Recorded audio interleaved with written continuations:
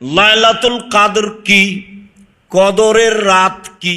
আল্লাহ তাআলা সূরা কাদরে বলেন, ইন্না আনজালনাহু ফি লাইলাতুল কাদর, নিশ্চয় আমি কোরআন কদরের রাতে অবতীর্ণ করেছি। ওমা আদরাকা মা লাইলাতুল কাদর, মুহাম্মদ সাল্লাল্লাহু আলাইহি সাল্লাম আপনি কি বলতে পারেন লাইলাতুল কাদর কি, কদরের রাত কি? লাইলাতুল কাদরে খায়রুম মিন আলফি শাহর, কদরের রাত 1000 মাসের চেয়ে উত্তম।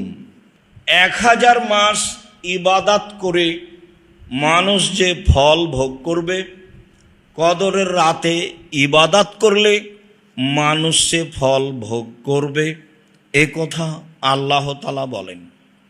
তিনি বলেন, তানাজ্জালুল মালায়েকাতু ফিহা বিইজনি রাব্বিহিম মিন কুল্লি আমর, সে রাতে জিবরাইল আলাইহিস সালাম এবং অসংখ্য ফেরেশতা আল্লাহর আদেশে, তাদের প্রতিপালকের আদেশে প্রতিটি বিষয়ের ফায়সালা নিয়ে অবতীর্ণ হন। সে রাতে, কদরের রাতে জিবরাইল আলাইহিস সালাম এবং আরও অসংখ্য ফেরেশতা আল্লাহর অনুমতিতে, তাদের প্রতিপালকের অনুমতিতে প্রত্যেকটা বিষয়ের চূড়ান্ত ফায়সালা নিয়ে অবতীর্ণ হন। সালামুন হিয়া, রাতটি স্বচ্ছ, পরিষ্কার, মর্যাদাপূর্ণ, শান্তিপূর্ণ থাকে ফজর পর্যন্ত। সালামুন হিয়া হাত্তা মাতলাইল ফজর, ফজর পর্যন্ত রাতটি নিঝুম, শান্তিপূর্ণ থাকে, এ কথা আল্লাহ তাআলা বলেন। আয়েশা রাদিয়াল্লাহু তাআলা আনহা বলেন, রাসূল সাল্লাল্লাহু আলাইহি ওয়াসাল্লাম বলেছেন, তাহাররাউ লাইলাতুল কদরে ফিল বিতরে মিনাল আশরিল আওয়াখিরে মিন রমাদানা, পৃথিবীর মানুষ তোমরা লাইলাতুল কদর রমজানের শেষ দশকে বিজোড় রাতে অন্বেষণ করো। পৃথিবীর মানুষ তোমরা লাইলাতুল কদর রমজানের শেষ দশকে বিজোড় রাতে খুঁজো। বুখারী মুসলিম।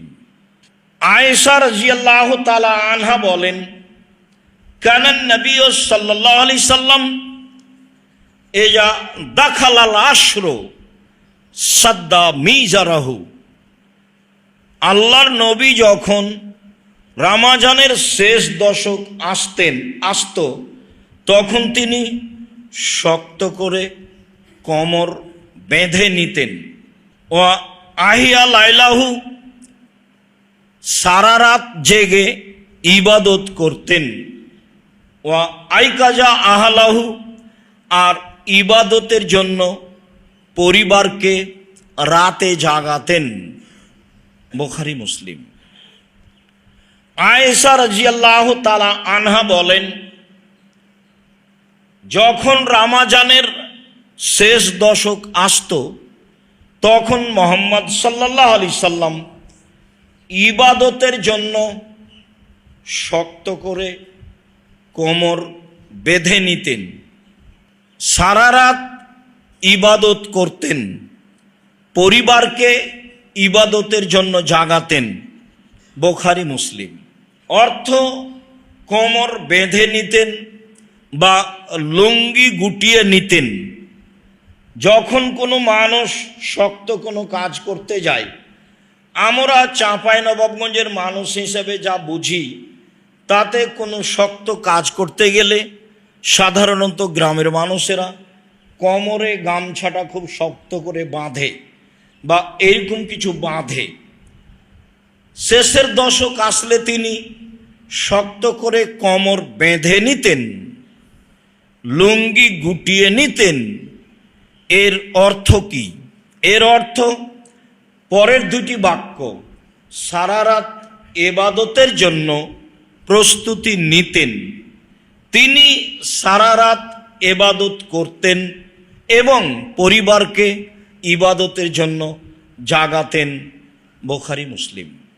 আয়েশা রাদিয়াল্লাহু তাআলা আনহা বলেন, কুলতু, আমি বললাম, ইয়া রাসূলুল্লাহ, ইন আলিমতু আইয়ু লাইলাতিন লাইলাতুল কদরে মা আকুলু ফিহা।